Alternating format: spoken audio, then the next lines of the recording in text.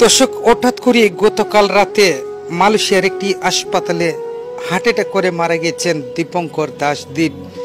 দীপঙ্কর দাশদীপ আপনার আমার সকলেরই সুপরিচিত। ইতিমধ্যে লক্ষ লক্ষ মানুষের মন জয় করে নিয়েছে এই দীপঙ্কর দাশদীপ।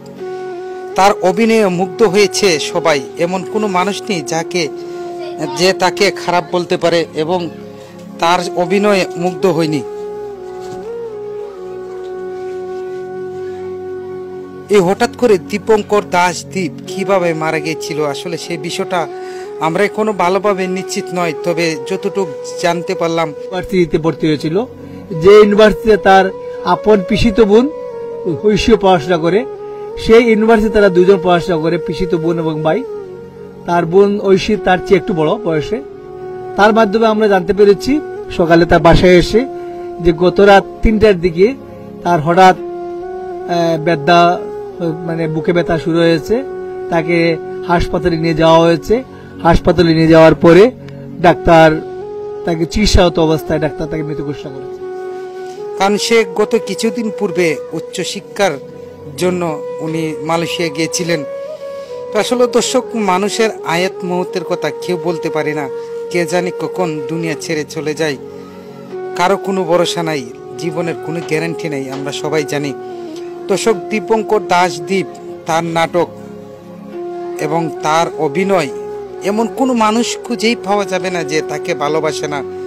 দীপঙ্কর দাশদীপ অল্প দিনেই কিন্তু নাটক করে সোশ্যাল মিডিয়াতে প্রচুর ভাইরাল হয়েছে এবং বিন্দু মামা তার সাথে অভিনয় করতো, তার ছোট ভাই। সবচাইতে অভিনয়ের মধ্যে যাকে বেশি ভালোবাসতো এবং সুন্দর অভিনয় করতো তার মা।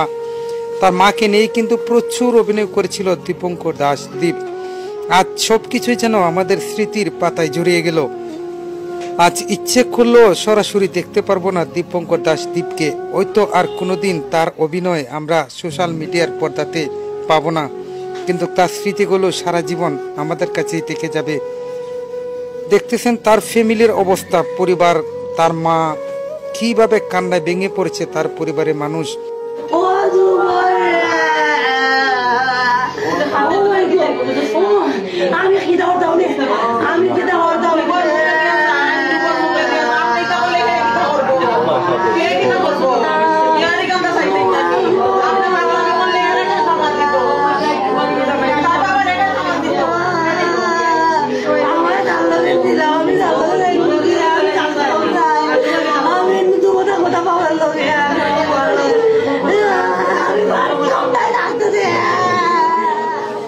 হঠাৎ করে এমন একটি তরতাজা প্রাণ চলে গেল, সারা পৃথিবী থেকে হারিয়ে গেল। কেউ যেন এই বিষয়টা মানতে চাচ্ছে না।